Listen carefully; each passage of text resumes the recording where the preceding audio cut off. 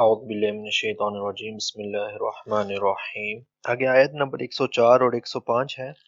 اللہ تبارک و تعالیٰ نے ارشاد فرمایا، یا ایھا الذین آمنوا، اے ایمان والو، لا تقولوا راعنا، راعنا نہ کہو، وقولوا انظرنا واسمعوا، بلکہ یوں کہو کہ انظرنا واسمعوا، کہ کہو انظرنا یعنی کہ نظر فرمائے، وللکافرین عذاب علیم، اور کافروں کے لیے دردناک عذاب ہے۔ ما یود الذین کفروا من اہل الکتاب، اور کافروں میں سے اہل کتاب پسند نہیں کرتے، اور وللمشرکین، مشرکین بھی پسند نہیں کرتے، ان ینزل علیکم من خیر من ربکم، کہ تم پر تمہارے رب کی طرف سے کوئی اچھی کوئی خیر نازل ہو۔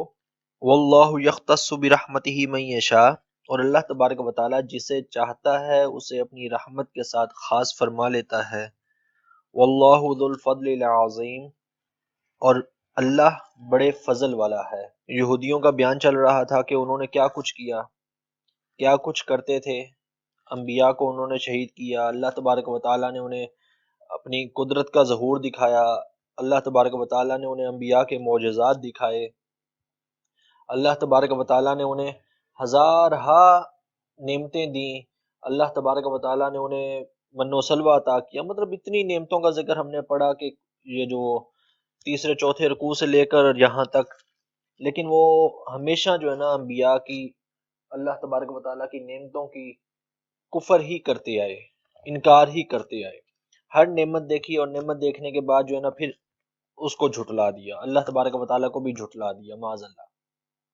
یا ایھا الذین آمنوا والی آیات قرآن پاک میں یا ایھا الذین آمنوا کا لفظ 88 مقامات پر آیا ہے۔ صحابہ کرام علیہم الرضوان فرماتے ہیں کہ جب قرآن میں یا ایھا الذین آمنوا آ جائے تو چکنے ہو جایا کرو، مطلب جو ہے نا وہ اپنے کان کھول لو کہ اب اللہ تبارک و تعالیٰ تم سے ڈائریکٹ کلام کرنا چاہتا ہے، تمہیں کوئی خاص حکم دینا چاہتا ہے، اور ایسا حکم دینا چاہتا ہے کہ جو ایک انتہائی اہم حکم ہے۔ دیکھیں قرآن پاک میں کچھ حکم ایسے آئے کہ اللہ تبارک و تعالیٰ نے فرمایا، ہم نے پہلے پڑھا تھا یا ایھا الناس اعبدوا، اے لوگو اللہ کی عبادت کرو، اس میں تمام لوگ شامل تھے۔ پھر کسی حکم میں اللہ تبارک و تعالیٰ نے لوگوں کو شامل کیا، کسی میں اللہ تبارک و تعالیٰ نے ویسے بیان کر دیا، لیکن جب یا ایھا الذین آمنوا فرمایا تو اس کا مطلب یہ ہوا کہ اب یہ حکم جو ہے نا بہت اہمیت کا حامل ہے۔ 88 مقامات پر اللہ تبارک و تعالیٰ نے اس طریقے سے حکم ارشاد فرمایا، یا ایھا الذین آمنوا کہہ کر، خاص حکم۔ تو اب یہ تو پتہ چل گیا کہ یہ آیت ہے مسلمانوں کے لیے، ایمان والوں کے لیے، اور ایمان والوں کو ہی حکم دیا جا رہا ہے کہ آگے جو کچھ ہے اس پر عمل تم لوگوں نے کرنا ہے۔ اب وہ حکم کیا ہے؟ حکم یہ ہے کہ اللہ تبارک و تعالی نے فرمایا، ایمان والو تم لا تقولوا راعنا، راعنا مت کہو، ایمان والو تم راعنا مت کہو بلکہ یوں کہا کرو انظرنا واسمعوا۔ اب یہ تھا کیا، راعنا کا مطلب کیا ہے اور انظرنا اور واسمعوا کیا ہے؟ یا اس آیت میں در حقیقت اللہ تبارک و تعالی نے یہودیوں کے ایک حسد کو بیان کیا ہے کہ وہ جب آقا علیہ الصلوۃ والسلام سے کلام کرتے، حضور سے مخاطب ہوتے، تو کوشش کرتے تھے کہ کوئی ایسا لفظ بیان کریں، کوئی ایسا لفظ زبان پر لے کر آئیں جس سے کہیں نہ کہیں گستاخی کا یا توہین کا پہلو نکلتا ہو۔ یہودی جب حضور سے گفتگو کرتے، بات کرتے، تو کوشش کرتے کوئی ایسا لفظ استعمال کریں جس سے جو ہے نا گستاخی کا پہلو نکلے، تو اللہ تبارک و تعالیٰ نے اس لفظ کے بیان کرنے سے منع فرمایا۔ حضرت عبداللہ بن عباس رضی اللہ تعالیٰ عنہما بیان کرتے ہیں کہ مسلمان آقا علیہ الصلوۃ والسلام سے راعینا کہا کرتے تھے، رے الف عین نون الف۔ یہ قرآن پاک میں آپ دیکھ لیں گے یہ لفظ اس آیت میں، 104 آیت ہے۔ مسلمان آقا علیہ الصلوۃ والسلام سے راعینا کہا کرتے تھے۔ راعینا کا مطلب بنتا ہے ہماری رعایت فرمائیں، ہماری طرف توجہ فرمائیں۔ مطلب مقصد یہ تھا کہ جب آقا علیہ الصلوۃ والسلام کچھ بیان فرماتے، صحابہ کرام علیہم الرضوان کو وہ چیز سمجھ نہ آتی، وہ بات واضح نہ ہوتی، کلیئر نہ ہوتی، تو صحابہ ڈائریکٹ حضور کو یہ نہ کہتے کہ یا رسول اللہ اس بات کو دہرا دیں، یا رسول اللہ اس بات کی مزید وضاحت کر دیں، بلکہ وہ حضور کی بارگاہ میں ادباً عرض کر دے یا رسول اللہ ہماری رعایت فرمائیں، ہماری طرف توجہ فرمائیں، تو حضور اس کو پھر آسان الفاظ میں آقا علیہ الصلوۃ والسلام اس کو دوبارہ بیان فرما دیتے۔ اب جو یہودی تھے وہ کیا کرتے، وہ بھی یہ رائنا کا لفظ بولتے تھے۔ یہودیوں کی لغت میں، عبرانی زبان میں یہ لفظ بطور بد دعا کے استعمال ہوتا تھا۔ عربی زبان میں یہ لفظ بہت اچھا ہے کہ ہماری رعایت فرمائیں، ایک ادب والا لفظ ہے۔ یہودیوں کی زبان میں یہ لفظ ادب والا لفظ نہیں تھا، بلکہ بطور بد دعا کے، بطور گستاخی کے یہ لفظ استعمال ہوتا تھا۔ کسی دوسرے کو حقیر کرنے کے لیے، کسی دوسرے کو بد دعا دینے کے لیے یہ لفظ استعمال ہوتا تھا۔ اب یہودی بھی حضور کی بارگاہ میں بیٹھے ہوتے تھے، مسلمان بھی بیٹھے ہوتے تھے۔ مسلمان تو رائنا کہتے تو ادب کے ساتھ کہتے، یہودی بھی رائنا ہی کہتے لیکن مراد کچھ اور لیتے تھے، نیت کچھ اور کرتے تھے، اور پھر آپس میں ایک دوسرے کو دیکھ کر ہنسنے لگ جاتے۔ تو اللہ تبارک و تعالیٰ نے حضرت سعد بن معاذ رضی اللہ تعالیٰ عنہ کو اس چیز کا علم تھا، وہ یہودیوں کی زبان سمجھتے تھے، تو حضرت سعد نے انہیں مخاطب کر کے کہا تم پر اللہ کی لعنت ہو اگر میں نے آئندہ دیکھا نا کہ تم نے یہ لفظ استعمال کیا ہے۔ حالانکہ مسلمان کر رہے تھے، لیکن انہیں کہا کہ اگر میں نے دیکھا کہ آئندہ تم نے یہ لفظ استعمال کیا تو میں تمہاری گردن اتار دوں گا۔ اب اس موقع پر اللہ تبارک و تعالیٰ نے یہ آیت کریمہ نازل فرمائی کہ اے ایمان والو، اللہ کے نبی کو راعینا مت کہو، بلکہ جب تمہیں کوئی بات سمجھ نہ آئے، جب تمہیں کوئی چیز سمجھ نہ آئے، جب تم آقا علیہ الصلوۃ والسلام سے کچھ پوچھنا چاہو تو پھر حضور کی بارگاہ میں عرض کرو انظرنا، یا رسول اللہ ہماری طرف نظر کرم فرمائے، اسمعوا، پہلے ہی تم اس بات کو غور سے سن لو۔ نبی علیہ الصلوۃ والسلام جب کچھ بیان فرما رہے ہیں تم اس کو پہلے ہی غور سے سن لو تاکہ تمہیں یہ کچھ کہنے کی نوبت ہی نہ آئے۔ لیکن اگر کچھ کہنا پڑے تو پھر انظرنا کہو کہ حضور ہماری طرف نظر کرم فرمائیں۔ قرآن پاک میں اللہ تبارک و تعالیٰ نے ایک اور مقام پر سورہ نساء کے اندر اللہ تبارک و تعالیٰ نے یہی لفظ کہنے سے منع فرمایا۔ سورہ نساء کی آیت نمبر 46 ہے، اس میں اللہ تبارک و تعالیٰ نے فرمایا کہ لو انہم قالوا سمعنا واطمعنا واسمع وانظرنا لکان خیر، مطلب وہ رائنا کہا کرتے تھے تو اللہ تبارک و تعالیٰ نے فرمایا یہ نہ کہو بلکہ کہو کہ انظرنا، اور پہلے ہی غور سے سن لیا کرو۔ اب ذرا آیت پر ذرا غور کریں، اور آیت کے مفہوم پر مزید تفصیل کی طرف جانے سے پہلے، آیت شروع ہوئی ہے یا ایھا الذین آمنوا سے، اللہ کا کلام ہے، میں کسی کا فتویٰ، کسی مسلک کا یا کسی مکتبہ فکر کا یا کسی امام کا فتویٰ نہیں بتا رہا ہوں، رب کا قرآن شروع ہوا ہے یا ایھا الذین آمنوا سے آیت، وہی آیت ختم ہوتی ہے وللکافرین عذاب علیم پر۔ آیت شروع ہوئی ہے یا ایھا الذین آمنوا سے، ختم ہوئی ہے کافرین اور عذاب علیم پر، دردناک عذاب اور کافر پر۔ اور یہ قرآن میں پہلا حکم ہے یا ایھا الذین آمنوا کا، اس سے پہلے ابھی تک ہم نے یا ایھا الذین آمنوا کا کوئی حکم نہیں پڑھا، باقی اس کے بعد ہے، 87 احکام اس کے بعد ہے۔ اب یہ آیت کے الفاظ اس طرف اشارہ کرتے ہیں کہ ایمان والو، تمہیں جس چیز سے روکا جا رہا ہے اگر اس کے اندر اس سے نہ رکے تو نتیجہ کیا نکلے گا؟ نتیجہ نکلے گا وللکافرین عذاب علیم، دائرہ اسلام سے بھی خارج ہو جاؤ گے، کافر بھی ہو جاؤ گے، اور دردناک عذاب بھی پاؤ گے۔ آیت ہی ہے، میں ابھی آیت سے باہر نہیں گیا ہوں، آیت ہے، شروع یا ایھا الذین آمنوا سے، ختم وللکافرین عذاب علیم پر۔ تو اگر ہم صرف آیت پر غور کریں، مزید احادیث کی طرف، روایات کی طرف جانے سے پہلے، مزید احکامات کی طرف جانے سے پہلے، تو آیت کا سیاق و سباق ہمیں بتا دیتا ہے کہ جب یا ایھا الذین آمنوا فرمایا گیا اور آخر میں فرمایا وللکافرین عذاب علیم، تو مطلب یہ نکلا کہ اگر اس کے درمیان والا کام کیا تو کافر بھی ہو جاؤ گے اور دردناک عذاب بھی پاؤ گے۔ یہ کفر کا فتویٰ اللہ تبارک و تعالیٰ کی طرف سے آیا ہے، یہ کسی مفتی کا فتویٰ نہیں ہے، یہ میں کوئی اجتہاد نہیں کر رہا ہوں، اللہ نے حکم لگا دیا، اور لگایا آپ کس بات پہ؟ اب ذرا غور کریں، مسلمان رائنا ہی کہتے ہیں، ان کی نیت غلط نہیں ہے، لفظ غلط نہیں ہے، نیت بھی غلط نہیں ہے، لفظ بھی غلط نہیں ہے، لیکن مسلمانوں کے اس لفظ کو دیکھتے ہوئے یہودی بھی وہی لفظ بولتے ہیں، لیکن یہودیوں کی نیت غلط ہے۔ اللہ کو اپنے محبوب کی بارگاہ میں یہ بھی چیز گوارا نہیں ہے، اور رب نے اس پر بھی کفر کا حکم لگایا ہے کہ دائرہ اسلام سے خارج ہو جاؤ گے اور دردناک عذاب پاؤ گے۔ مسلمانوں نے کفر نہیں کیا، مسلمانوں نے توہین نہیں کی، مسلمانوں نے کوئی گستاخی والا لفظ استعمال نہیں کیا۔ مسلمان ابھی تک کسی سامنے والے کی گستاخی پر انہیں سمجھ نہیں آیا، مسلمانوں کو نہیں پتا تھا، صرف حضرت سعد کو پتا چلا کہ یہودی جو ہے نا بکواس کر رہے ہیں، صرف حضرت سعد کو پتا چلا اور کسی کو بھی پتا نہیں چلا۔ ابھی مسلمانوں کو پتہ ہی نہیں چلا کہ سامنے والا گستاخی کر رہا ہے، ابھی مسلمانوں نے خود گستاخی نہیں کی، مسلمانوں نے خود وہ لفظ نہیں بولا، اس کے باوجود اللہ تبارک و تعالیٰ نے فرمایا کہ یہ لفظ کہنا چھوڑ دو ورنہ وَلِلْكَافِرِينَ عَذَابٌ عَلِيمٌ، دردناک عذاب پاؤ گے۔ تو یہاں سے اندازہ کر لیں کہ آقا علیہ الصلوۃ والسلام کی بارگاہ کتنی حساس ہے، کتنا معمولی سا نقطہ ہے۔ ایک تو یہ نا کہ انسان بدبختی میں آ کے اپنی زبان سے کوئی بکواس نکال دے حضور کی بارگاہ میں، اپنی زبان سے حضور کی کسی حدیث کا انکار کر دے، اپنے طور پہ کچھ کر دے، یا اس کے سامنے حضور کی بارگاہ میں گستاخی ہو رہی ہو، وہ سمجھ رہا ہو اور وہ خاموش ہو جائے، یہ تو بعد کی باتیں ہیں نا۔ یہ تو وہ چیز ہے کہ صحابہ کرام کے سامنے گستاخی ہوئی، صحابہ سمجھے نہیں، اللہ نے پھر بھی کہنے سے منع کر دیا۔ اب آگے رائنا کا ایک اور مطلب بیان کیا گیا ہے کہ یہودی رائنا کیوں کہتے تھے، یعنی وہ کیا گستاخی کرنا چاہتے تھے یہودی۔ امام ابن جریر نے بیان کیا کہ یہودی زبان موڑ کے رائنا نہیں کہتے تھے بلکہ رائن کہتے تھے۔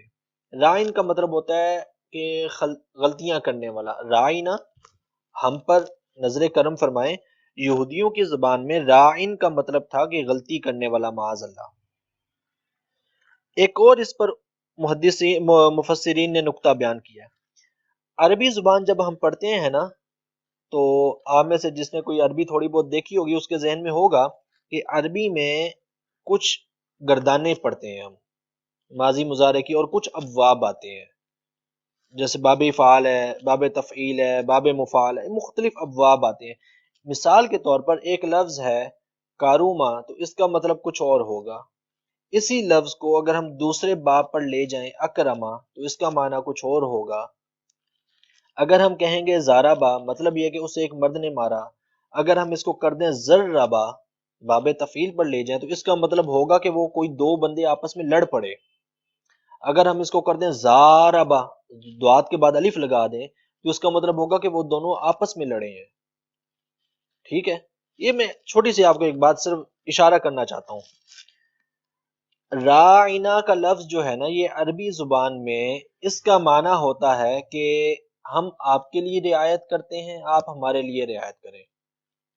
مطلب یہ کہ اس کے اندر باہمی ترجمہ پایا جاتا ہے۔ جب رائنا کا لفظ بولا جائے گا، یہ باب مفاعلہ سے ہے، تو عربی زبان کے اندر اس باب کی خاصیت یہ ہے، یا اس حصے کی اگر کوئی لفظ اس چیپٹر کے اندر بولا جائے گا تو اس لفظ کی خاصیت یہ ہوگی کہ وہ لفظ اپنے اندر باہمی معنی رکھتا ہوگا، دو طرفہ معنی رکھتا ہوگا، کہ آپ یہ کام کریں ہم بھی یہ کام کریں گے۔ صحابہ کرام کی اگرچہ نیت نہیں تھی، لیکن یہاں پر کہیں نہ کہیں برابری کا شبہ آتا ہے۔ صحابہ کرام نے آقا علیہ الصلوۃ والسلام کو یہ نہیں کہا، معاذ اللہ ان کی نیت بھی نہیں تھی کہ یا رسول اللہ ہم آپ کے ساتھ رعایت کریں گے، معاذ اللہ ثم معاذ اللہ، یہ تو کفر ہو جائے گا نا۔ صحابہ کی تو نیت ہی نہیں تھی، اس کے باوجود بھی ایک شبہ ہو سکتا تھا کسی تیسرے سننے والے کو۔ اللہ نے کسی تیسرے سننے والے کو اگر کسی لفظ سے حضور کی بارگاہ میں گستاخی کا شبہ بھی ہوتا ہو تو اللہ نے صحابہ کو بھی وہ لفظ بولنے سے منع کر دیا کہ یہ لفظ بھی نہیں بولنا۔ اب ذرا اندازہ کریں آقا علیہ السلام کی بارگاہ کتنی حساس ہے، اس بارگاہ میں بولا گیا ایک ایک لفظ کتنی اہمیت رکھتا ہے۔ انسان جتنا مرضی دیندار ہو لیکن اسے پتہ بھی نہیں چلے گا کہ وہ دائرہ اسلام سے خارج ہو جائے گا، بیڑا غرق ہو جائے گا۔ میں آپ کو قرآن پاک کی آیت ہے، اپنی طرف سے نہیں کہہ رہا ہوں، اللہ تبارک و تعالیٰ نے ارشاد فرمایا یا ایھا الذین آمنوا، پھر اس آیت میں پھر دیکھیں اللہ تبارک و تعالیٰ نے پھر ایمان والوں کو مخاطب کیا۔ اللہ تبارک و تعالیٰ نے فرمایا یا ایھا الذین آمنوا لا ترفعوا اصواتکم فوق صوت النبی، ایمان والو اللہ کے نبی کے سامنے اپنی آوازیں بلند نہ کیا کرو۔ اچھا اگر آواز بلند کر لو گے تو پھر کیا ہوگا؟ ان تحبط اعمالکم، تمہارے اعمال برباد ہو جائیں گے، وانتم لا تشعرون، پتہ بھی نہیں چلے گا تمہیں، شعور بھی نہیں ہوگا۔ اس پر محدثین، علماء، فقہا 1400 سال کے، یہ آج کل کے 30-35 سال کے جو ہمارے ہاں جو ٹیڈی لوگ پیدا ہوئے نا، ان کو چھوڑ کے آپ اوپر کے کسی مسلک کو پڑھ لیں، کسی مکتبہ فکر کو پڑھ لیں، بلا تفرقہ مفسرین لکھتے ہیں کہ آقا علیہ السلام کی بارگاہ میں گستاخی اتنا بڑا جرم ہے کہ اللہ بندے کو پتہ بھی نہیں چلنے دیتا کہ اس نے گستاخی کی ہے۔ کیوں؟ اللہ معاف ہی نہیں کرنا چاہتا ایسے بندے کو۔ انسان شرک کر لے، انسان، میرا جملہ یاد رکھیے گا، اور یہ کسی سے پوچھ لیں، آپ کو جملہ ممکن ہے بہت بڑا لگے گا، لیکن آپ کسی بھی عالم سے پوچھیں گے وہ اس کی تائید ہی کریں گے انشاءاللہ۔ اللہ کی بارگاہ میں انسان شرک کر لے نا، اللہ اس کو توبہ کی مہلت دیتا ہے۔ انسان اللہ کی بارگاہ میں شرک کر لے، اللہ اس کو توبہ کی مہلت دے دیتا ہے۔ قرآن میں رب نے بیان کر دیا ہے، مشرکین کو اللہ نے اسلام کی دعوت دی ہے، انبیاء کے ذریعے اسلام کی دعوت دی ہے، لیکن نبی علیہ الصلوۃ والسلام اور خاص طور پہ حضرت محمد مصطفیٰ صلی اللہ علیہ وسلم کی بارگاہ میں گستاخی اللہ کو اتنی ناگوار ہے کہ اللہ نے خود فرما دیا کہ تمہارے اعمال بھی برباد کر دوں گا، وانتم لا تشعرون، تمہیں پتہ بھی نہیں چلنے دوں گا۔ پتہ چل گیا تو انسان توبہ کر لے گا نا، پتہ چل جائے میرے سے یہ غلطی ہو گئی ہے تو انسان تو توبہ کر لے گا۔ تو رب توبہ کی توفیق ہی چھین لیتا ہے، مقصد یہ ہے۔ انسان حضور کی بارگاہ میں گستاخی کر بیٹھے تو اللہ توبہ کی توفیق بھی چھین لیتا ہے، توبہ بھی نہیں ہوتی۔ تو بارگاہ بہت حساس ہے، اور اس پر حضرت سیدنا عمر فاروق رضی اللہ تعالیٰ عنہ کی ایک روایت ہے، آپ کے دور خلافت میں مسجد نبوی شریف کے اندر کوئی دو لوگ تھے، آپس میں اونچی اونچی بول رہے تھے۔ اب یہ حدیث بتا رہا ہوں، آقا علیہ الصلوۃ والسلام کا وصال ظہری ہو چکا ہے، حضرت سیدنا صدیق اکبر رضی اللہ تعالیٰ عنہ کا وصال ہو چکا ہے، حضرت عمر کا دور ہے۔ حضرت عمر کے دور میں دو لوگ بیٹھے اونچی آواز میں بات کر رہے تھے، حضرت عمر نے انہیں اپنے پاس بلایا اور انہیں کہا کہ تم کہاں سے آئے ہو؟ عرض کیا کہ ہم فلاں شہر سے آئے ہیں۔ حضرت عمر نے یہ دیکھ کے کہ انہیں پتہ نہیں ہے انہیں معاف کر دیا، اور انہیں کہا کہ تمہیں پتہ نہیں ہے تم اللہ کے نبی کی بارگاہ میں، اور اللہ نے قرآن میں فرمایا یا ایھا الذین آمنوا لا ترفعوا اصواتکم فوق صوت النبی، حضور کی بارگاہ میں آواز بلند نہیں کرنی ہے۔ اور پھر حضرت عمر نے کہا کہ اگر تم مدینہ کے رہنے والے ہوتے تو میں تمہیں سزا دیتا۔ حضور کے وصال کے بعد مسجد نبوی میں آواز بلند کرنا حضرت عمر کے نزدیک گستاخی اور توہین رسالت ہے۔ آپ نے فرمایا میں تمہیں سزا دیتا۔ چجائے کہ آج کل کے دور میں پھر مسجد نبوی شریف میں معاذ اللہ کیا کچھ ہوتا ہے، کوئی ادھر نعرے لگا رہا ہوگا، کوئی ادھر مطلب وہ اپنا سسٹم چلا کے بیٹھا ہوا ہے، کوئی عمرے پر جاتا ہے، آقا علیہ السلام کی بارگاہ میں جا کر مدینہ منورہ میں حاضری دیتا ہے، گنبد خضرا کی طرف، آقا علیہ الصلوۃ والسلام کی قبر انور کی طرف جان بوجھ کے پیٹھ کر کے کھڑے ہو کے تصویر بنواتے ہیں۔ کیا کریں گے اس تصویر کو مرنے کے بعد؟ مطلب اللہ کو یہ چیز گوارا نہیں ہے۔ ایک تو ریاکاری، ایک تو اللہ تبارک و تعالیٰ کی بارگاہ میں جو اللہ نے منع کیا تھا کہ عاجز بن کے آؤ، وہ بھی ختم ہو گیا۔ اللہ اور اللہ کے رسول کا کیا طریقہ کار تھا، صحابہ کرام کا کیا طریقہ کار تھا جب صحابہ کرام مسجد نبوی میں جاتے اور جب حضور کی قبر انور پر جاتے تھے؟ صحابہ جاتے تھے نا، ایسا ہمیں تو اگر ہم احادیث پڑھیں گے ہزارہا احادیث ہے، ہزارہا صحابہ کرام کا عمل ہے، صحابہ کا کیا عمل تھا، اور آج کل وہاں پر کیا ہوتا ہے؟ کوئی جعلی دعا مانگ رہا ہوگا صرف ہاتھ اٹھا کے تصویر کھنچوانے کے لیے، کوئی گنبد خضرا کی طرف، حتیٰ کہ بیت اللہ شریف کی طرف پیٹھ کر کے کھڑے ہوں گے، تصویر بنانی ہے کہ میرے پیچھے جو نا بیت اللہ آ جائے۔ انا للہ و انا الیہ راجعون۔ امام مالک رضی اللہ تعالیٰ عنہ فقہ مالکیہ کے امام، جنہیں امام مدینہ کہا جاتا ہے، کہ محدثین انہیں امام مدینہ کہتے ہیں کہ مدینہ کے امام ہیں، حدیث پڑھانے کے لیے بیٹھتے تھے مسجد نبوی شریف میں۔ ایک بار آپ حدیث پڑھا رہے تھے، اب حدیث درمیان میں آپ کے الفاظ جاری ہیں، آقا علیہ الصلوۃ والسلام کی قبر انور ساتھ ہے، تو آپ کے چہرے کا رنگ بدلنے لگ گیا، آپ حدیث پڑھاتے رہے، ہلے تک بھی نہیں، اپنا ہاتھ بھی نہیں ہلایا۔ یہ میں آپ کو ان لوگوں کی بات بتا رہا ہوں جن کی وجہ سے ہم تک دین پہنچا ہے، جنہوں نے حدیث کی کتابیں لکھی ہیں، اور یہ امام مالک امام بخاری کے استادوں کے بھی استاد ہیں، عام شخص کی بات نہیں کر رہا ہوں۔ تو جب آپ حدیث پڑھا چکے تو حدیث ختم کی تو بعض نے کہا آپ بے ہوش ہو گئے، یا بعض نے آپ کے شاگردوں نے کہا حضرت کیا ہوا؟ تو اس کے بعد حدیث ختم کرنے کے بعد آپ نے بتایا مجھے بچھو نے ڈنگ مارا ہے، اس کی وجہ سے چہرے کا رنگ زرد پڑ گیا۔ تو شاگردوں نے عرض کیا کہ حضور آپ بتا دیتے اس وقت۔ فرمایا مجھے شرم آ رہی تھی کہ سامنے حضور کی قبر انور ہو اور میں حضور کی حدیث پڑھا رہا ہوں اور مجھے اپنے جسم کی خبر بھی ہو۔ آقا علیہ السلام کی بارگاہ کا ادب تو اتنا زیادہ ہے، چجائے کہ انسان جو ہے نا وہ پھر کیا سے کیا کچھ کرتا پھرے، جیسے آج کل ہو رہا ہے، اور ہمارے ہاں تو پھر بہت ہی زیادہ ہوتا ہے۔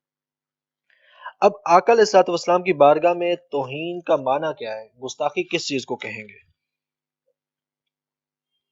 ایک تو یہ ہمیں سمجھ آ گئی کہ جس لفظ میں توہین کا معمولی سا شبہ بھی ہو، توہین نہیں، کوئی شخص ڈائریکٹ معاذ اللہ حضور کو کچھ کہے وہ تو ایک بہت بڑی بدبختی ہے نا، توہین کا معمولی سا شبہ بھی ہو وہ بھی حضور کی بارگاہ میں گستاخی ہے، اس کو استعمال کرنا ناجائز اور کفر ہے۔ اللہ نے فرما دیا وَلِلْكَافِرِينَ عَذَابٌ علیم، دردناک عذاب دوں گا۔ تو علماء نے تعریف بیان کی ہے گستاخی کی، اس کا ایک خلاصہ آپ کے سامنے رکھوں تو آقا علیہ الصلوۃ والسلام کی ذات، حضور کی صفات، حضور کے معجزات، آقا علیہ الصلوۃ والسلام کا اٹھنا بیٹھنا سونا جاگنا چلنا پھرنا کھانا پینا، حضور کے متعلقہ ہر چیز، آقا علیہ الصلوۃ والسلام کی استعمال میں آنے والی ہر چیز، حضور کے برتن، آقا علیہ الصلوۃ والسلام کی قمیض مبارک پر لگا ہوا بٹن، قمیض مبارک کا ایک دھاگا، اور یہ میں اپنی طرف سے نہیں، یہ الفاظ کتابوں میں موجود ہیں۔ اگر کوئی شخص اس کو بھی یہ کہہ دے کہ یہ معاذ اللہ ثم معاذ اللہ میلہ ہے، علماء فرماتے ہیں یہ حضور کی بارگاہ میں گستاخی تصور ہوگا، ایسا شخص دائرہ اسلام سے خارج ہے۔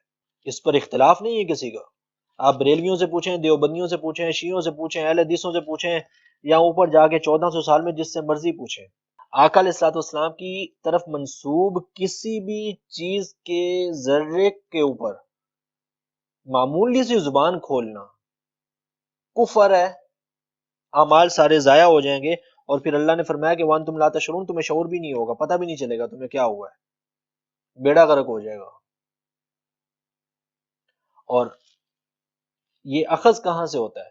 اللہ کو دیکھیں، اللہ کو آقا علیہ الصلوۃ والسلام کی ذات ساری کائنات میں سب سے زیادہ پیاری ہے، حضور سے زیادہ پیارا اللہ کو اور کوئی نہیں ہے۔ اللہ تبارک و تعالیٰ نے کیا فرمایا قرآن پاک میں، جہاں بھی حضور کا ذکر آتا ہے، ابو لہب کی بیوی نے آقا علیہ الصلوۃ والسلام کی بارگاہ میں گستاخی کی کہ ہم آپ کے ساتھ یہ کریں گے، وہ الفاظ سارے وہ آپ سورہ لہب کے اندر پڑھ لیں، تو اللہ تبارک و تعالیٰ نے وہی لفظ اتار دیے، اے محبوب انہوں نے کیا کرنا ہے، میں ان کے ساتھ یہ سلوک کروں گا، ایز اٹ از وہی لفظ۔ کسی نے آ کے آقا علیہ الصلوۃ والسلام کی بارگاہ میں ویسے گستاخی کر دی یا کوئی لفظ بول دیا، اللہ تبارک و تعالیٰ نے 9 نشانیاں بیان کی، 9 نشانیاں بیان کرنے کے بعد اللہ تبارک و تعالیٰ نے کہا، قرآن کے الفاظ ہیں، اللہ نے فرمایا اے محبوب یہ تو ہے ہی حرام زادہ، قرآن کے الفاظ ہیں۔ اللہ نے فرمایا، اللہ کو آقا علیہ الصلوۃ والسلام کی ذات، حضور کی ذات سے زیادہ پیارا اللہ کو کوئی نہیں ہے۔ حضور کی اگر چشمان مقدس کا ذکر ہو تو اللہ تبارک و تعالیٰ فرماتا ہے ما زاغ البصر وما طغی۔ آقا علیہ السلام کی ازواج کا ذکر ہو، آقا علیہ الصلوۃ والسلام کے دست اقدس کا ذکر ہو، حضور کے آقا علیہ الصلوۃ والسلام مدینہ منورہ میں تشریف لائے تو اللہ تبارک و تعالیٰ نے فرمایا لا اقسم بہذا البلد، اے محبوب مجھے اس شہر کی قسم ہے، کیوں؟ وانت حل بہذا البلد، کیونکہ آپ اس میں چل رہے ہیں۔ حتیٰ کہ سورہ عادیات کو پڑھیں، اللہ تبارک و تعالیٰ نے کیا فرمایا، والعادیات ضبحا، میدان جنگ میں تیز تیز دوڑنے والے جو گھوڑے ہیں ان گھوڑوں کی قسم جو ہانپتے ہیں، فالموریات قدحا، اور پتھروں پر جب ان کے وہ جو سم لگتے ہیں، پاؤں لگتے ہیں، چنگاریاں نکلتی ہیں، فالمغیرات صبحا، اور پھر جب صبح ہوتے ہی وہ دشمن پہ حملہ کر دیتے ہیں، فاثرن به نقا، اور حملے والی جگہ سے گرد و غبار اڑاتے ہیں۔ اب ذرا اس صورت پر ذرا غور کریں، آقا علیہ الصلوۃ والسلام کے صحابہ کے گھوڑے ہیں، آقا علیہ الصلوۃ والسلام کا اپنا ذاتی جانور نہیں ہے، حضور کے صحابہ کے گھوڑے کے پاؤں جہاں پر لگتے ہیں اور اس پاؤں لگنے سے جو مٹی اڑتی ہے، اللہ کو وہ مٹی اتنی پیاری ہے کہ اللہ نے اس مٹی کی قرآن میں قسم کھائی ہے۔ تو آپ یہاں سے صرف اندازہ لگا لیں کہ آقا علیہ الصلوۃ والسلام کی ذات رب کو کتنی پیاری ہوگی، جو رب حضور کے صحابہ کے گھوڑوں کے سم لگنے سے اڑنے والی مٹی کی قسم کھائے، اس رب کو حضور کی ذات کتنی پیاری ہوگی۔ تو ہمارے ہاں تو اب بدبختی ہے کہ آج کل کے دور میں تو آقا علیہ الصلوۃ والسلام کی ذات کے لیے پتہ نہیں کیا کچھ بولا جاتا ہے۔ کسی کو یہ تکلیف ہوتی ہے کہ حضور کو فلاں چیز کا علم نہیں تھا، ارے بھائی تمہیں کیا ضرورت پڑی ہے کہ یہ کتابوں میں سے یہ تلاش کرنے کی کہ حضور کو کس کس چیز کا علم نہیں تھا۔ کوئی حضور کے بارگاہ میں حضور آقا علیہ الصلوۃ والسلام کی ذات کے لیے کوئی اور لفظ بول دیتا ہے۔ آج کل تو وہ یوٹیوب پہ ایک وہ ڈھکن مشہور ہوا ہے بہت زیادہ، اس کو میں ایک دن سن رہا تھا، وہ معاذ اللہ ثم معاذ اللہ حضور کی ذات کے بارے میں بول رہا ہے کہ اللہ کے نبی سے فلاں فلاں جگہ پر غلطی ہوئی ہے۔ مطلب اگر اللہ کے نبی نے ہی غلطی کرنی تھی تو پھر باقی شریعت کون سی رہ گئی؟ اور ایسے لوگوں کو جب سمجھایا جائے نا، وہ پھر آگے سے کہتے ہیں ہماری یہ نیت نہیں تھی۔ نیت یہ نہیں ہوتی، نیت وہی ہے کہ جو میں نے آپ کو بتا دیا، اللہ نے فرمایا کہ وَأَنْتُمْ لَا تَشْعُرُونَ، اللہ تمہیں توبہ کرنے کا شعور ہی نہیں دے گا۔ جب حضور کی بارگاہ میں گستاخی کر بیٹھو گے نا تو پھر اللہ توبہ کا شعور نہیں دے گا، پھر توبہ دور ہی ہو گیا انسان توبہ سے، پھر توبہ نہیں ملنی۔ یہ تو اب گستاخی کی جو ہے نا وہ میں نے آپ کو تعریف بتا دی، اب گستاخ کا حکم کیا ہوگا؟ بالاجماع آقا علیہ الصلوۃ والسلام کے دور مبارک سے لے کے صحابہ کرام سے لے کے ائمہ سے لے کے آج تک کسی کا بھی پوری دنیا میں اختلاف نہیں ہے کہ گستاخ کی سزا، ایک تو وہ گستاخ دائرہ اسلام سے خارج ہے، قرآن پاک نے اللہ نے خود فرما دیا، ابھی ہم نے آیت پڑھی ہے وَلِلْكَافِرِينَ عَذَابٌ أَلِيمٌ، درد، وہ کافر ہے، دائرہ اسلام سے تو گیا، وہ سزا اس کا سر قلم کر دیا جائے۔ اور اس پر ایک نہیں سینکڑوں احادیث ہیں کہ آقا علیہ السلام نے خود قتل کرنے کا حکم دیا ہے، حتیٰ کہ فتح مکہ کے موقع پر، مکہ فتح ہوا ہے، آقا علیہ الصلوۃ والسلام نے تمام دشمنوں کو معاف کر دیا، اور حضور نے خود فرمایا کہ آج کا دن جو ہے نا یہ رحم کرنے کا دن ہے۔ ایک صحابی نے کہا کہ آج کا دن جو ہے یہ ہمارا بدلے لینے کا دن ہے، تو حضور نے فرمایا نہیں، آج کا دن جو ہے نا وہ معاف کرنے کا دن ہے۔ لیکن اس دن بھی آقا علیہ الصلوۃ والسلام نے 10 لوگوں کو معاف نہیں کیا تھا، 6 مرد اور 4 عورتیں، سب کو معاف کر دیا فتح مکہ میں۔ ہم آج تک پڑھتے ہیں نا کہ آقا علیہ الصلوۃ والسلام نے فتح مکہ پہ سب کو معاف کر دیا تھا، سب کو نہیں، 10 لوگوں کو معاف نہیں کیا تھا، 6 مرد اور 4 عورتیں، وہ گستاخ تھے اور حضور نے فرمایا تھا انہیں قتل کر دو۔ حتیٰ کہ یہودی تھا، حضور کا گستاخ تھا، صحابہ نے آ کر عرض کیا یا رسول اللہ وہ کعبے کے غلاف کے اندر لپٹ گیا ہے۔ اب ذرا غور کیجئے گا، اور یہ حدیث صحیح ہے، کعب بن اشرف جا کے غلاف کعبہ کے ساتھ اس کے اندر لپٹ گیا، اور اس نے سوچا کہ یہ تو امن والی جگہ ہے نا، اللہ نے فرمایا یہ تو امن والی جگہ ہے، اب یہاں پہ تو قتل نہیں کر سکتے۔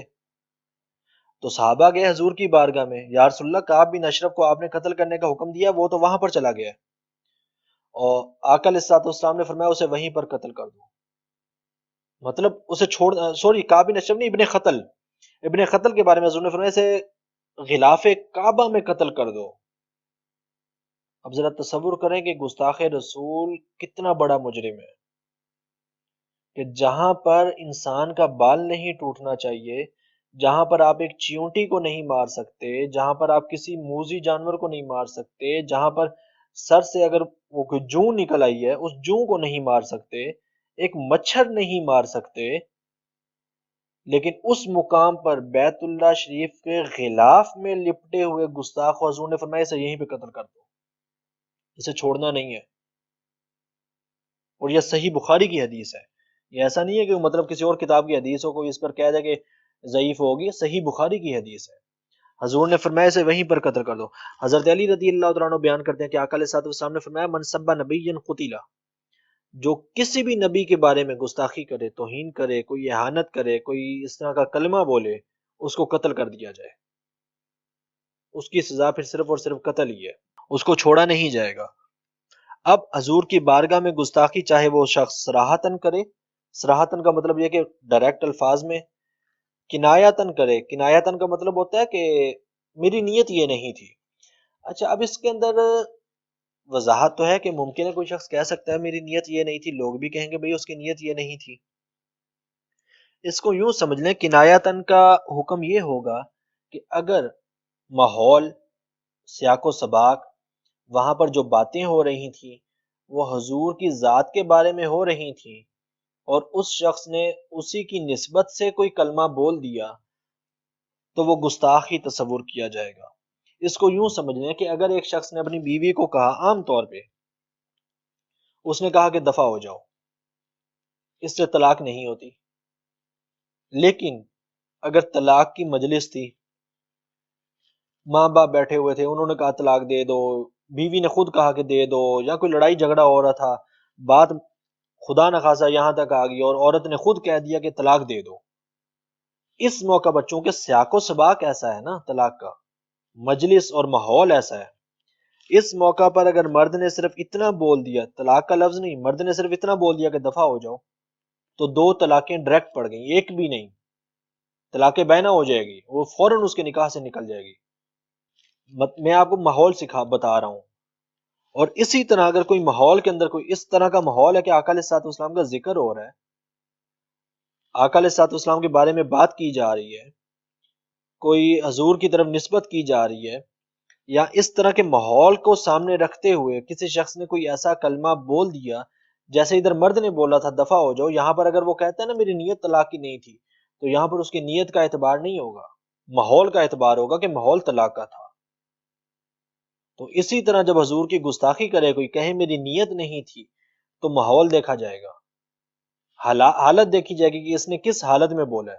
اگر حالت آقا علیہ الصلوۃ والسلام کے ذکر کی تھی تو یہ چاہے قرآن کیوں نہ اٹھا لے کہ میری نیت نہیں تھی، یہ تب بھی دائرہ اسلام سے خارج ہے، اس کو قتل کر دیا جائے گا۔ پھر اس کا وہ سسٹم نہیں ہے کہ بھئی میری نیت نہیں تھی۔ اور آقا علیہ الصلوۃ والسلام کی بارگاہ میں پھر کوئی شخص، وہ میں نے آپ کو بتا دیا، آقا علیہ الصلوۃ والسلام کی اشیاء کی طرف، حضور کی کسی بھی چیز کی طرف، آقا علیہ الصلوۃ والسلام کی چیزوں کی نسبت کی طرف اگر کوئی اہانت کا شبہ بھی کرے تو وہ دائرہ اسلام سے خارج ہے اور کافر ہو جائے گا وہ فوراً، اور اس کی جو ہے نا وہ کوئی گنجائش نہیں ہوگی۔ اور اس کے اوپر علماء کا اب اجماع ہے، صحابہ کرام کے اجماع میں نے آپ کو ایک حدیث بھی بتا دی ہے، صحیح بخاری کی حدیث بتا دی ہے، حضرت علی رضی اللہ عنہ کا قول بتا دی ہے، حضرت علی رضی اللہ عنہ کی حدیث بتا دی ہے کہ حضور نے فرمایا من سب نبی قتل، اسے قتل کر دیا جائے۔ آقا علیہ السلام نے ابن خطر کو قتل کرنے کا حکم دے دیا جو بیت اللہ کے غلاف میں تھا۔ تو مزید احادیث کی طرف تو میں نہیں جاتا، ورنہ اس پر آپ کو ہزاروں احادیث مل جائیں گی۔ کوئی بھی آپ حدیث کی کتاب اٹھائیں، کوئی بھی، صحیح بخاری، صحیح مسلم، کوئی بھی حدیث کی کتاب اٹھا لیں، اس میں کتاب الحدود کھول لیں، حدود کا باب، جو حدود کا چیپٹر ہے وہ کھول لیں، اس میں آپ کو گستاخ رسول کو سزا دینے کی احادیث مل جائیں گی۔ تو اس لیے یہ وہ ٹاپک ہے کہ اس کے اوپر کوئی کسی قسم کا اختلاف یا اختلاف کی گنجائش نہیں ہے۔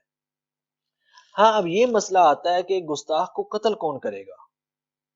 گستاخ کو کسی شخص نے گستاخی کر دی ہے تو اب اس کو قتل کون کرے گا؟ اس میں دیکھیں دو چیزیں ہیں، اگر تو سامنے گستاخی ہو رہی ہے، اچھا پہلے ماڈرن لا کی طرف آ جاتے ہیں۔ آپ کسی بھی وکیل سے پوچھ لیں، پاکستان پینل کوڈ کے اندر سیکشن 92، 93، 97 آپ دیکھ لیں، 96 ہے یا 97، گڈ فیتھ اور اس طرح کی چیزیں، ڈیفنس کے سیکشن ہے یہ۔ پاکستان پینل کوڈ کے اندر مجموعہ تعزیرات پاکستان جو ہے ہمارا، اس کے اندر بھی ماڈرن لا کسی بھی ملک کا آپ پینل کوڈ اٹھا لیں اس کے اندر یہ سیکشن موجود ہوتے ہیں، نمبرنگ آگے پیچھے ہوگی، سیکشن یہی ہوں گے کہ اگر کسی شخص کے سامنے کوئی جرم ہو رہا تھا، ابھی میں حضور کی گستاخی کا ذکر نہیں کر رہا، کسی کے سامنے کوئی جرم ہو رہا تھا، ڈاکو آگے گھر میں، اس شخص نے اپنا جان مال عزت بچاتے بچاتے ڈاکو کو قتل کر دیا، عدالت ماڈرن لا، یہ میں ابھی آپ کو اسلامی لا نہیں بتا رہا، شریعت نہیں بتا رہا، ماڈرن لا کہتا ہے کہ ایسے شخص کو سزا نہیں دی جائے گی، وہ صرف یہ ثابت کرے گا کہ یہ واقعی ڈاکو تھا، بس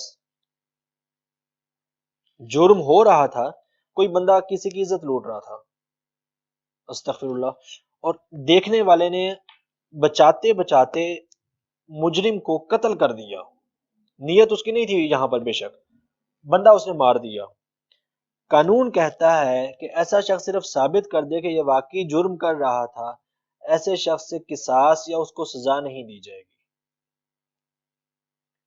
اب آئیں اسلام کی، یہ تو ہے ماڈرن لا، سیکشن 92 93 97 پاکستان پینل کوڈ کے آپ کو مل جائیں گے۔ تو اب آئیں ذرا حدیث کی طرف، آقا علیہ السلام نے فرمایا کہ اگر کسی شخص کے مال پر حملہ ہوا، ڈاکو وغیرہ آ گئے، وہ اپنے مال بچاتے بچاتے خود مر گیا، تو وہ شہید ہے اللہ کی بارگاہ میں، یہ چیز آ گئی۔ اب آئیں آقا علیہ السلام کی گستاخی کی طرف، کہ اگر آنکھوں کے سامنے آقا علیہ السلام کی کوئی شخص گستاخی کر رہا ہے، سامنے کوئی شخص گستاخی کر رہا ہے، یہاں پر اگر اتنا اختیار ہے، اتنی طاقت ہے کہ گستاخی کے دوران جب جرم ہو رہا ہو اگر اس کو قتل کر سکتا ہے تو قتل کرنا فرض ہے، نہیں کرے گا تو حرام ہوگا، قاضی ہو یا کوئی عام شخص ہو۔ اگر گستاخی ہو چکی ہے، اگر کوئی شخص جرم کر چکا ہے، گستاخی ہے یا ماڈرن لا کے اندر کوئی بھی جرم ہے، کوئی شخص جرم کر چکا ہے، اب جرم ہو نہیں رہا، جرم ہو چکا ہے، اب شریعت بھی اجازت نہیں دیتی، قانون بھی اجازت نہیں دیتا کہ اس شخص کو خود سزا دی جائے، بلکہ اب اس کو پکڑ کے عدالت میں پیش کیا جائے گا۔ دو چیزیں ہو گئی ہیں، اب صرف اگر ہم کسی بھی جرم کو چھوڑیں تو آقا علیہ السلام کی کوئی شخص گستاخی کر رہا ہے، معاذ اللہ ثم معاذ اللہ گالیاں دے رہا ہے، معاذ اللہ حضور کی بارگاہ میں کوئی بھی گستاخی کر رہا ہے، اس وقت میں اگر کر سکتے ہیں اس کی گستاخی کے دوران تو قتل کرنا اس کو فرض ہے، مار دیں فوراً۔ اور یہ میں اپنی طرف سے نہیں کہہ رہا ہوں، میں نے آپ کو کہا کہ کسی بھی حدیث کی کتاب میں، کتاب الحدود میں ہزار ہا احادیث موجود ہیں، قاضی ایاز علیہ رحمہ کی الشفاء کتاب ہے، امام ابن تیمیہ کی الصارم المسلول ہے، انہوں نے ساری احادیث اس چیز پر نقل کی ہیں، سینکڑوں احادیث ہیں، ایک آدھی نہیں ہے۔ گستاخی ہو رہی ہو فوراً مار دیں، ہو چکی ہے تو اب آ کے صحابہ نے حضور کی بارگاہ میں عرض کیا یا رسول اللہ فلاں بندے نے یہ کام کر دیا، ہمیں پتہ چلا ہے، تو پھر آ کے قاضی کے پاس آئے ہیں، پھر عدالت کے پاس آئے ہیں، اب عدالت سزا دے گی، اب قانون ہاتھ میں نہیں لیں گے۔ اچھا بالفرض اگر سامنے گستاخی ہو رہی ہے اور قتل نہیں کر سکتے، اتنا اختیار نہیں ہے، اتنا وہ ماحول نہیں ہے کہ کسی بندے کے 25-30 گارڈ ہیں اور وہ بکواس کر رہے ہیں تو پتہ ہے میں کچھ بھی نہیں کر سکتا، اب کیا ہوگا؟ یا زبان سے روکیں یا کم از کم دل میں برا جانیں اور وہاں سے اٹھ کر چلے جائیں، وہ مجلس چھوڑ دیں، کیونکہ کفر پر خاموش رہنا کفر ہے۔ یہ آپ کسی بھی مفتی سے پوچھ لیں، کسی عالم سے پوچھ لیں، کفر پر، اہم مسئلہ آپ کو بتا رہا ہوں، کفر پر خاموش رہنا کفر ہے۔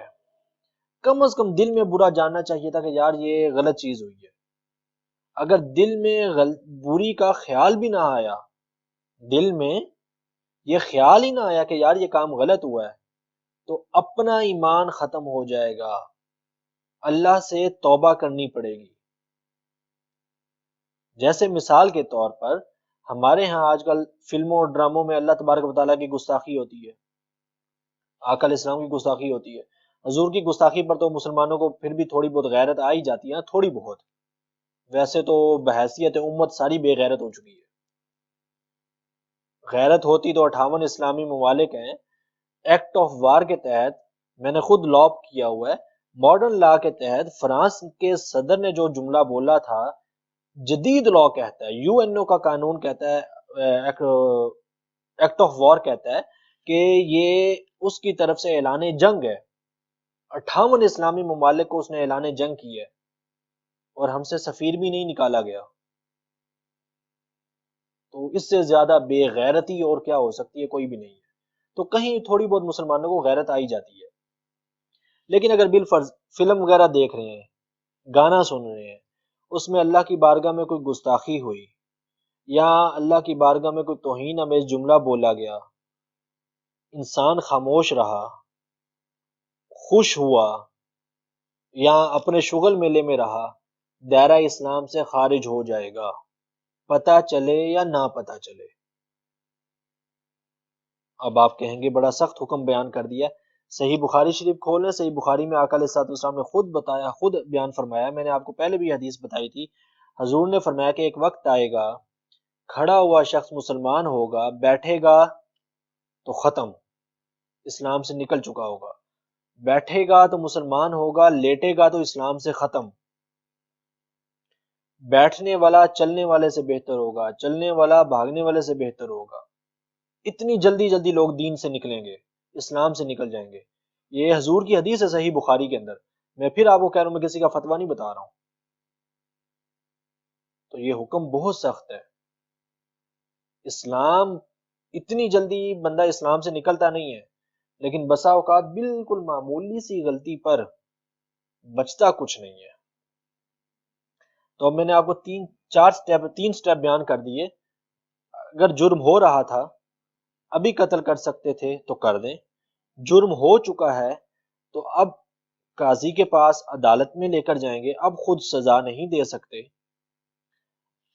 اگر قتل نہیں کر سکتے تھے تو کم از کم دل میں برا ضرور جانے، اگر دل میں بھی برا نہ جانا، اس گستاخی پر یا اس کفریہ جملے پر خاموش رہے، تو اپنا ایمان خطرے میں پڑ جائے گا۔ اور اب ائمہ کرام نے لکھا ہے، اور اس کے اوپر بھی اجماع ہے، میں آپ کو آج کے لیکچر میں کوئی ایسی چیز نہیں بیان کر رہا ہوں، کوئی ایک روایت میں نے آپ کو نہیں بتائی جس میں اختلاف ہو کسی کا بھی، کسی سے پوچھنے سب اس پر متفق ہے کہ بیان کرتے ہیں کہ من سب رسول اللہ صلی اللہ علیہ وسلم یاذن باللہ، جس نے آقا علیہ السلام کی بارگاہ میں کوئی بھی گستاخی کا جملہ بولا، اگر وہ مسلمان تھا، اس نے او کذب، اس نے حضور کو جھٹلایا، او آبا، حضور کی ذات میں، حضور کی چیزوں میں کوئی عیب نکالا، او تنقصہ، یا کسی چیز میں کوئی نقص بیان کیا، فقد کفر باللہ، وہ کافر ہو گیا، وبانت منہ زوجتہ، اس کی بیوی اس کے نکاح سے نکل جائے گی۔ اگر دوبارہ توبہ بھی کرتا ہے نا، اسے توبہ کی توفیق مل بھی جاتی ہے، تو اسے اپنی بیوی سے دوبارہ نکاح کرنا ہوگا، وہ نکاح سے نکل جائے گی۔ کیونکہ انسان بالفرض، یہ شریعت کا مسئلہ ذہن میں رکھیں، میاں بیوی ہیں، دونوں میں سے کوئی ایک خدا نہ خواستہ، معاذ اللہ ثم معاذ اللہ، اللہ تعالیٰ محفوظ رکھے، کوئی بھی دونوں میں سے کوئی ایک کوئی کفر کر بیٹھا، کوئی کفر کر بیٹھا، اور کفر ایسا ہوا کہ اس پر واقعی 100% وہ کفریہ چیز ہے، نکاح فوراً ٹوٹ جاتا ہے۔ یہاں پر فقہ کی اصطلاح میں، ہم فقہ کے اندر ایک لفظ بولتے ہیں تجدید نکاح، تو مطلب یہ کہ یہاں پر پھر میاں بیوی کو اپنا تجدید نکاح کرنا پڑتا ہے۔ وہ مشکل نہیں ہے، وہ مطلب یہ کہ گھر میں بہن بھائی جیسے بیٹھے ہیں، گھر میں دو مرد موجود ہیں، ایک مرد دو عورتیں موجود ہیں، ان کو سامنے بٹھا لیں، ان کو بٹھا کر آپس میں میاں بیوی کہہ دیں، عورت کہہ دے یا شوہر کہہ دے میں 1000 روپے کے بدلے میں تم سے نکاح کرتا ہوں، عورت کہہ دے میں نے قبول کیا، بس نکاح ہو گیا۔ باقی مطلب کسی خطبے شطبے کی ضرورت نہیں ہے، تجدید نکاح کرنا ہوگا۔ بہرحال اگر اس نے کوئی گستاخی کا جملہ بولا، کفر کیا، وہ بانت مینو زوجہ، تو اس کی بیوی اس کے نکاح سے نکل گئی، اب جو ہے نا وہ کوئی گنجائش نہیں ہوگی۔ یہاں تک اب ہم نے جو کچھ دیکھا ہے، میں آپ کو ذرا وہ سارا دہرا دیتا ہوں۔ آقا علیہ السلام کی بارگاہ میں، حضور کی کسی چیز کے بارے میں، آقا علیہ الصلوۃ والسلام کی کسی نسبت کے بارے میں، آقا علیہ الصلوۃ والسلام کے حتیٰ کہ کسی بھی نسبت کوئی بھی چیز قمیض مبارک کا ایک بٹن ہی کیوں نہ ہو اس کے بارے میں بھی کوئی نقص کا لفظ بولنا انسان کو دائرہ اسلام سے نکال دیتا ہے. حرام نہیں، کفر ہے. چاہے کہ انسان مسجد نبی میں بیٹھ کے اونچی آواز میں باتیں کرے، مسجد نبی میں بیٹھ کے بلند آواز. حضرت عمر رضی اللہ تعالیٰ عنہ کی میں نے آپ کو حدیث بتائی ہے، کسی اور کا حکم تو میں بتا ہی نہیں رہا. حضرت عمر کے نزدیک بھی مسجد نبوی میں آقا علیہ السلام کے وصال ظاہری کے بعد بھی بلند آواز سے بات کرنا گستاخی ہے. اب اگر گستاخی ہو رہی ہے تو فوراً مار دیں. اور یہ صرف یہ آپ کہیں کہ میں کہ شاید پتہ نہیں اشتعال انگیزی کی بات کروں، یہ تو میں نے آپ کو ماڈرن لا کے ریفرنس دی ہے نا. ماڈرن لا بھی یہی کہتا ہے جرم ہو رہا ہے تو فوراً روکیں. اس جرم کو روکنا فرض ہے، ڈیوٹی ہے ایک عام پرسن کی کہ وہ اس جرم کو روکے. اگر جرم ہو چکا ہے تو پھر عام شخص کی، عام پرسن کی، عام سٹیزن کی ڈیوٹی یہ ہے کہ اس مجرم کو پولیس کے حوالے یا عدالت کے حوالے کرے. نہیں کر سکتا تو کم از کم اطلاع دے. سیم اصول آقا علیہ السلام کی گستاخی کے اوپر اپلائی ہوگا. کوئی شخص کر رہا ہے تو فوراً روکیں اسے، کر چکا ہے تو پولیس کو یا عدالت کو اطلاع دیں. اب خود سزا نہیں دیں گے. اگر جرم ہونے کے بعد کسی نے خود سے سزا دی، جرم ہونے کے بعد کسی نے خود سے اب سزا دی، اب یہ نہیں کہ اب جرم ہو نہیں رہا تھا، جرم ہو چکا ہے، اب آ کے کسی شخص نے سزا دی تو اب قاضی اس شخص کو سزا دے گا. لیکن اگر اس نے قاضی کے سامنے عدالت میں یہ ثابت کر دیا، اور یہ پھر ماڈرن لا بھی اس کے اندر متفق ہے شریعت کے ساتھ، عمل اگرچہ نہیں ہے، اگر اس نے عدالت میں یہ ثابت کر دیا کہ میں نے جس شخص کو مارا ہے وہ واقعی گستاخ تھا، تو اب شرعی طور پر قاضی اس سے قصاص نہیں لے گا. لیکن چونکہ اس نے قانون اپنے ہاتھ میں لیا تھا تو اس لیے اس کو سزا ضرور دی جائے گی، کوئی بھی اور سزا دے دی جائے گی، جیل میں بھیج دے گا، اسے قید کر دے گا، لیکن اس سے قصاص نہیں ہوگا. یہ نہیں ہوگا کہ بھئی تم نے فلاں بندے کو مارا تھا اب تمہیں بھی قتل کیا جائے گا، اب نہیں ہوگا. لیکن اب یہاں پر یہ چیز ذہن میں رکھیں، گستاخی ہر شخص ڈکلیئر نہیں کر سکتا. یہ نہیں کہ کوئی عام بندہ ہے کہ اس نے دیکھا کہ اچھا یہ شخص یہ بات کر رہا ہے تو میں مار دوں. جیسے ہمارے یہاں پاکستان میں کبھی کبھار ہو جاتا ہے. وہ پچھلے دنوں ایک سیکورٹی گارڈ نے ایک بینک مینیجر کو بھی مارا تھا، اس کی ویڈیو وائرل ہوئی تھی، اور اس نے بعد میں جو لفظ بولے تھے اس نے بتایا یہ جی گستاخ تھا اس لیے مار دیا. کیا گستاخی کی تھی اس نے؟ یہ باتیں کی تھی. اس مینیجر کی باتیں کسی صورت بھی گستاخی کے زمرے میں نہیں آتی. اس شخص نے قتل کیا ہے، شرعی طور پہ قصاص ہونا چاہیے. ہر شخص کو اجازت نہیں ہے کہ وہ گستاخی کا فتویٰ دیتا پھرے. امام شامی نے، امام ابن عابدین نے باقاعدہ واضح طور پر لکھا ہے، جب وہ آقا علیہ الصلوۃ والسلام کی گستاخ کی سزا کو ڈسکس کر رہے ہیں تو انہوں نے لکھا ہے کہ ہم پر لازم ہے کہ ہم شریعت کے پابند رہیں، شریعت کے مکلف رہیں. جہاں شارع کا حکم ہو وہاں قتل کریں گے، جہاں شارع کا حکم نہیں ہوگا وہاں قتل نہیں کریں گے. اور پھر آج سے 100 150 200 سال پہلے انہوں نے لکھ دیا، ہم یہ نہیں کہہ سکتے کہ ہماری محبت تقاضا کرتی ہے کہ فلاں شخص گستاخ ہے اور اسے قتل کر دیں. نہیں نہیں نہیں، محبت اور عشق پہ فیصلے نہیں ہوں گے. ہر کسی کو اجازت نہیں ہے کہ وہ اٹھے اور جا کے دوسرے پر گستاخی کا فتویٰ لگا دے. اس میں جید علماء، کوئی عام، میں آپ کو پھر کہہ رہا ہوں جید علماء، ایک آدھا مفتی کا فتویٰ بھی نہیں چلے گا. ایک دو مفتیوں نے فتویٰ دے دیا کہ فلاں شخص نے گستاخی کی، عام نے نہیں، عام عوام نہیں، مفتی ایک دو چار مفتیوں نے فتویٰ دیا کہ فلاں شخص نے گستاخی کی، اس کو قتل نہیں کیا جائے گا جب تک کہ تمام علماء اس دور کے اس چیز پر متفق نہ ہو جائیں. اگر تمام علماء متفق ہو گئے ہیں، تمام سے مراد یہ ہوتی ہے کہ اکثریت 80-90% علماء متفق ہو گئے ہیں تو پھر اس شخص کو قتل کیا جائے گا، ادروائز نہیں. یہ نہیں کہ کوئی بھی شخص اٹھے اور بھئی میں نے دیکھا تھا اس شخص نے یہ کام کیا تو میں نے قتل کر دیا. کیوں جی؟ میری محبت تقاضا نہیں کرتی تھی. امام ابن عابدین نے الفاظ لکھے کہ ہم یہ نہیں کہہ سکتے کہ میری محبت تقاضا نہیں کرتی تھی، میں نے اس لیے قتل کیا ہے، وَلَا نَقُولُ مُحَبَّةً عَلِى نَبِيِّنَا تَقْدِيًا نَقْتَلَا، یہ نہیں کہ میری محبت کہتی تھی میں اس کو قتل کر دوں، یہ گستاخ ہے اس لیے قتل نہیں کیا جائے گا، بلکہ فیصلہ جو ہے نا وہ مفتی کی طرف سے، مفتیان کرام کی طرف سے آئے گا، کسی ایک آدھے شخص کی طرف سے بھی نہیں۔ علماء متفقہ فتویٰ دیں گے تب، ورنہ عام شخص قانون ہاتھ میں نہیں لے سکتا، اس کو سزا ہی ہوگی، مجرم ہی ٹھہرے گا۔ اب آتے ہیں تھوڑا سا نا احادیث کی طرف کہ آقا علیہ الصلوۃ والسلام کے ساتھ صحابہ کرام کا تعلق کیسا تھا، یا گستاخی کیسے کیسے ہو سکتی ہے۔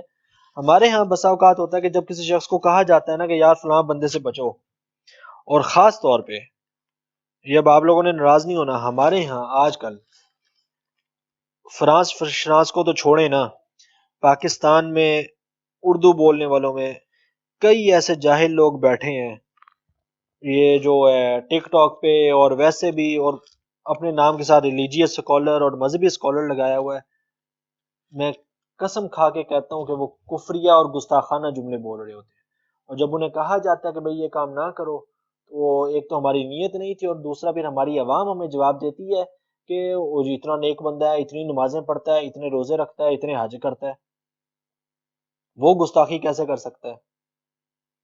تھوڑی سی اس پر احادیث دیکھتے ہیں، اور پھر میں آپ کو احادیث دکھاتا ہوں، بتاتا ہوں کہ آقا صحابہ کرام حضور کا ادب کیسے کرتے تھے، آقا علیہ السلام کا ادب کتنا ہونا چاہیے۔ چند ایک احادیث، تفصیل بیان کرنے بیٹھے ہیں تو پھر تو ہمیں جو ہے نا وہ شاید 100 لیکچر اسی پر چاہیے ہوں گے۔ صحیح بخاری کی حدیث ہے، صحیح بخاری کی حدیث ہے، حضرت ابو سعید خدری رضی اللہ تعالیٰ عنہ بیان کرتے ہیں کہ حضرت علی یمن سے حضور کی خدمت میں چمڑے کے تھیلے میں بھر کے کچھ سونا بھیجا حضرت علی المرتضیٰ نے۔ ابھی چمڑے کے تھیلے سے مٹی صاف نہیں کی گئی تھی، آپ نے وہ سونا 4 آدمیوں میں تقسیم کر دیا۔ بعض صحابہ نے کہا یا رسول اللہ ہم تو زیادہ حقدار تھے۔ حضور تک یہ بات پہنچی تو آقا علیہ السلام نے فرمایا تم مجھے امانت دار شمار نہیں کرتے، مطلب تم سمجھتے ہو تم زیادہ حقدار تھے، میں نے تمہیں نہیں دیا، میں نے کسی اور کو دے دیا، حالانکہ میں سب سے زیادہ امین ہوں۔ صحابہ کرام کے دل میں ایک بات آئی، آقا علیہ السلام نے اس کی تصحیح فرما دی، ٹھیک ہو بات ختم ہو گئی۔ اب راوی بیان کرتے ہیں، حضرت ابو سعید خدری رضی اللہ تعالیٰ عنہ بیان کرتے ہیں، صحیح حدیث ہے صحیح بخاری کی، کہ ایک شخص کھڑا ہوا، انہوں نے اس کی کچھ نشانیاں بیان کی، گھنی داڑھی تھی اس کی، داڑھی بھی اس نے رکھی ہوئی تھی سنت کے مطابق، اور مطلب پیشانی پر اس کے وہ نماز والا داغ بھی، سارا کچھ، مطلب ایک طرح سے یہ کہ انہوں نے اس کی نشانیاں بیان کی کہ اچھا خاصا نماز پڑھنے والا تھا، یہ نہیں کہ کوئی پڑھلی طرف سے کوئی بندہ آیا ہوا تھا۔ اس نے آ کر کہا کہ اے اللہ کے رسول اللہ سے ڈریں، تو حضور نے فرمایا تو ہلاک ہو۔ اس نے حضور کی بارگاہ میں گستاخی کی۔ حضرت خالد بن ولید رضی اللہ تعالیٰ عنہ نے عرض کیا یا رسول اللہ میں اس کو قتل کر دوں؟ حضور نے فرمایا نہیں۔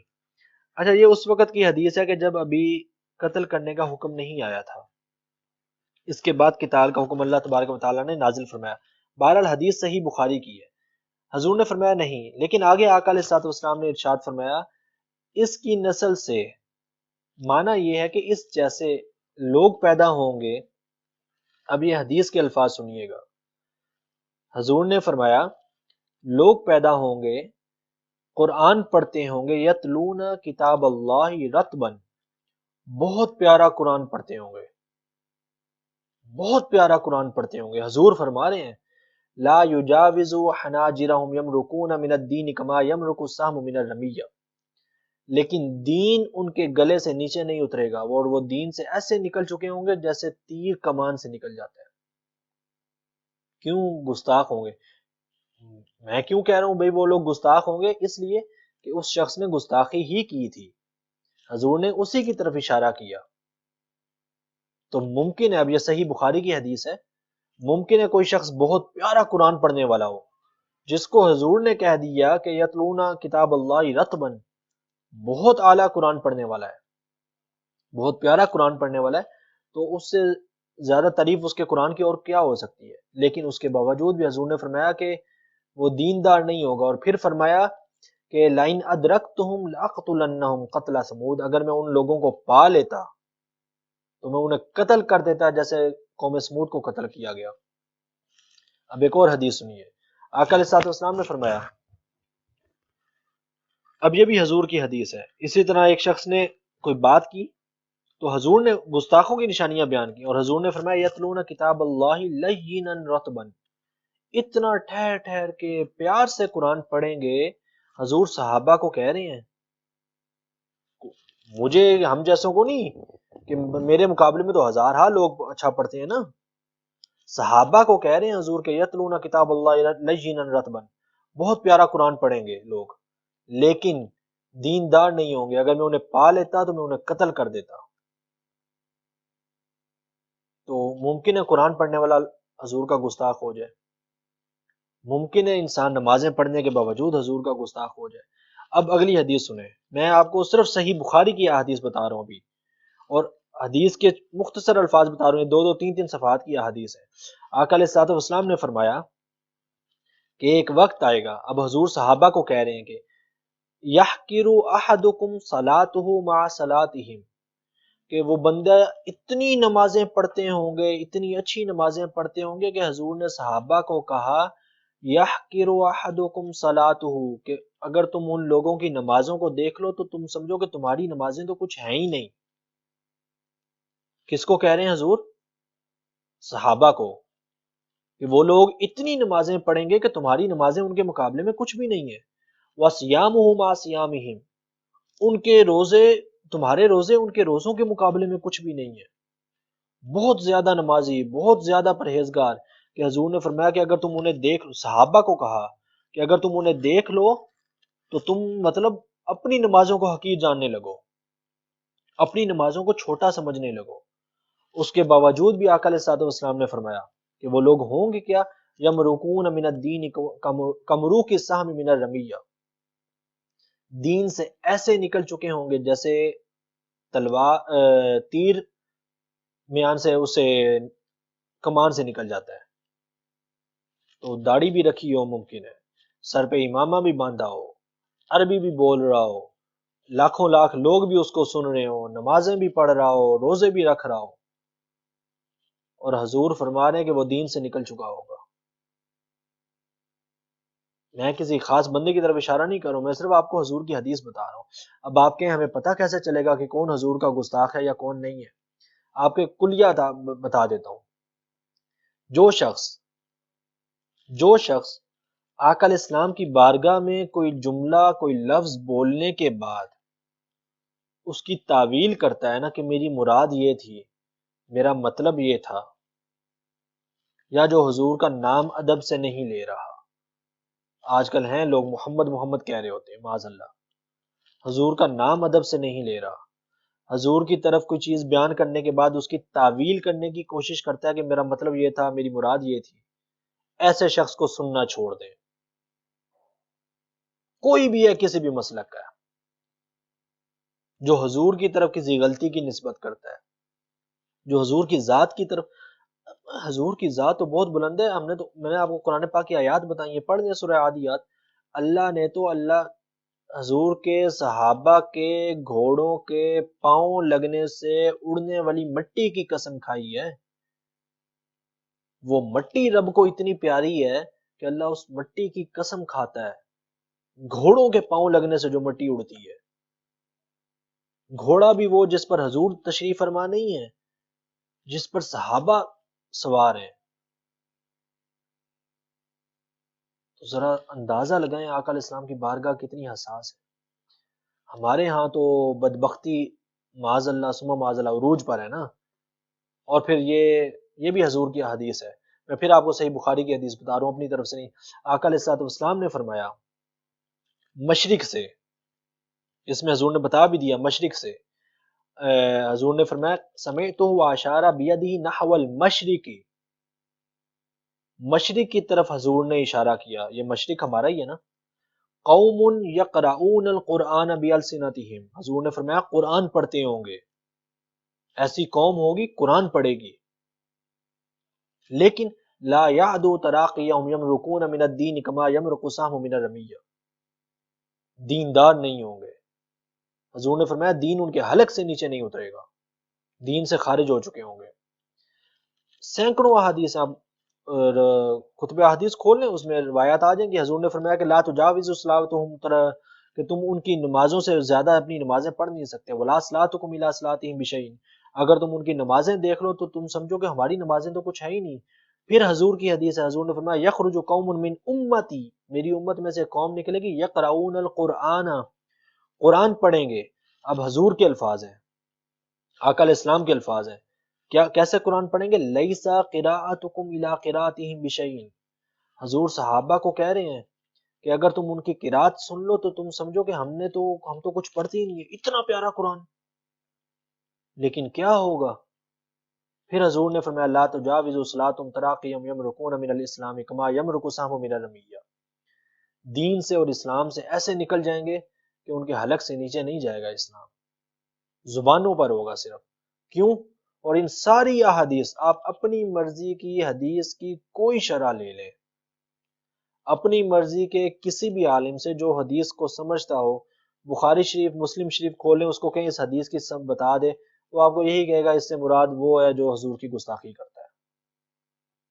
وہ دین سے ایسے نکلتا ہے کہ وہ اپنے آپ کو بہت بڑا قاری سمجھے گا، اپنے آپ کو بہت بڑا نمازی سمجھے گا، اپنے آپ کو بہت بڑا حاجی سمجھے گا، لیکن دین اس کے پاس نہیں ہوگا، دین سے نکل چکا ہوگا، دین پھر اس کے حصے میں نہیں آئے گا. مشرق کی طرف حضور نے خود اشارہ کر دیا.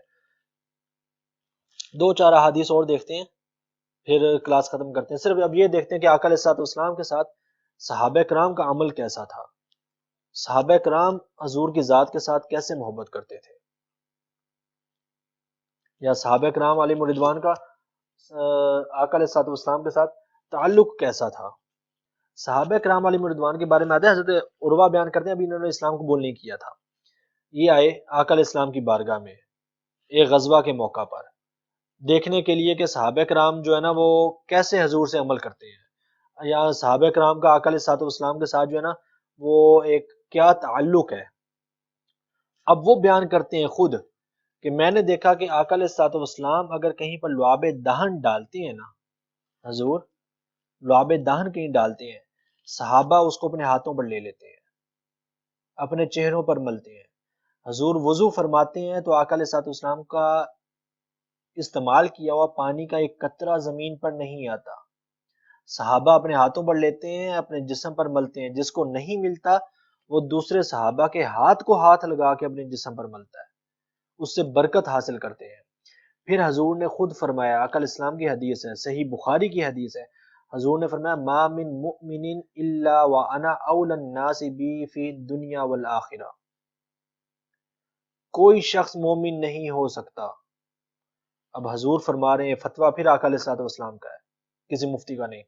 حضور کہتے ہیں کہ کوئی مومن ہو ہی نہیں سکتا جب تک کہ دنیا و آخرت میں اس کی جان سے زیادہ قریب نہ ہو جاؤں.